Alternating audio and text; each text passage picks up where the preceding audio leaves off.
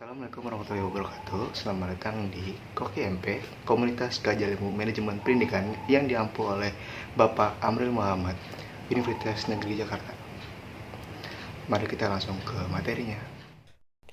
Lantaran relatif sulit mendefinisikan hingga rinci akibat beragamnya pikiran-pikiran para filsuf eksistensialis, Stephen Crowell menyarankan hal ini. Katanya, daripada menggunakan untuk merujuk pada suatu aliran filsafat yang sistematis, sebaiknya istilah eksistensialisme dimengerti sebagai pendekatan umum saja untuk menolak filsafat sistematis tertentu. Sebab kebanyakan filsuf mestilah menghayati hidup dan kehidupan. Menurut falsafah ini, pertanyaan tentang esensi dan kodrat manusia sudah usang. Oleh karena itu, pertanyaan tentang hakikat manusia harus diganti dengan pertanyaan seputar eksistensi, sebab kekhasan manusia tidak terletak pada esensinya, melainkan pada eksistensinya. Sebab manusia adalah makhluk bereksistensi, makhluk yang mengandalkan kebebasan dan kerangka kodratinya dalam menjalani kehidupan.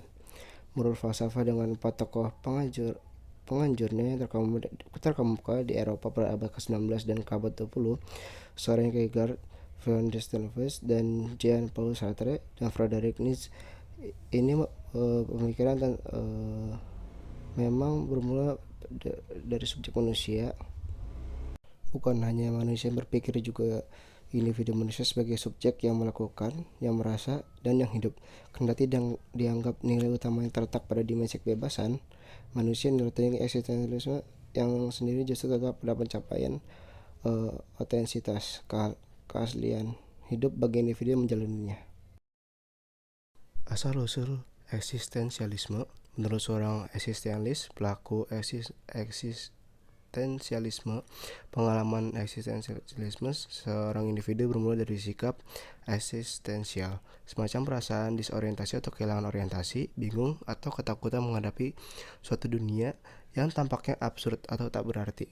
Dengan berpijak dari sikap eksistensial itu, dengan kebebasan dan kerangka kodratinya dalam menjalani kehidupan, seorang eksistensialis akan mengalami pengalaman sendiri dan menjadi pribadi yang otentik atau asli. Kendati tidak menggunakan istilah eksistensialisme dalam menggagas pemikirannya, tapi secara umum, Soren Kierkegaard, filsuf abad ke-19, terlanjur dikenal sebagai filsuf eksistensialis pertama. Dalam hal ini, dia menyatakan bahwa bukan tugas masyarakat atau agama belaka, melainkan setiap individu pun bertanggung jawab dalam memberikan makna terhadap hidup dan kehidupan, sekaligus menghidupi makna yang diraihnya itu secara jujur atau otentik dan bergairah. Digairahkan pemikiran Dostoevsky dan Nietzsche, terutama Sartre, sesudah Perang Dunia Kedua, eksistensialisme semakin populer dan mempengaruhi teologi, drama, psikologi, sastra, dan seni. Menurut Sartre, eksistensialisme mendahului esensi. Oleh karena itu, pertimbangan terpenting bagi individu bukan pada aspek label, peran, stereotip, definisi, atau kategori lainnya yang dipergunakan kepada individu-individu berupa esensi, melainkan kesadaran sendiri bahwa dirinya bersifat individual, harus bersikap dan bertanggung jawab secara independen dan sadar atau eksistensi.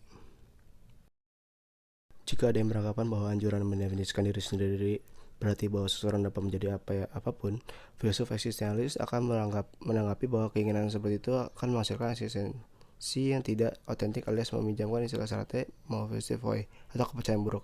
Frasa mophosphoi mengandung dua makna. Kesatu, manusia mendefinisikan oleh tindakannya sendiri. Kedua, manusia bertanggung jawab terhadap tindakannya sendiri. Umpamanya, sesuatu dengan yang dilakukannya orang yang bertindak buruk kepada tindakan orang lain akan didefinisikan sebagai orang buruk. Lalu orang itu pun bertanggung jawab atas identitas baru yang disandangnya sebagai orang buruk akibat telah bertindak buruk. Menurut bahan kuliahnya berjudul Eksistensialisme adalah bentuk humanistik, Sartre menegaskan bahwa manusia pada awalnya eksis, menyadari keberadaannya sendiri, bangun di dunia, dan setelah itu mendefinisikan dirinya sendiri. Oleh karena itu, sesungguhnya seseorang bisa memilih untuk bertindak dengan cara lain, bisa memilih jadi orang baik daripada jadi orang jahat. Dihubungkan dengan absurdisme yang dipamerkan oleh Albert Camus. Absurd dalam eksistensialisme berlawanan dengan anggapan bahwa hal-hal buruk tak akan terjadi pada orang baik. Apapun yang terjadi, terjadilah, dan sesuatu yang buruk dan di alam semesta bisa terjadi, baik kepada orang yang baik maupun kepada orang yang buruk. Sekian dari saya, kurang lebihnya mohon maaf terkait eksistensialisme. Saya ucapkan terima kasih. Wassalamualaikum warahmatullahi wabarakatuh.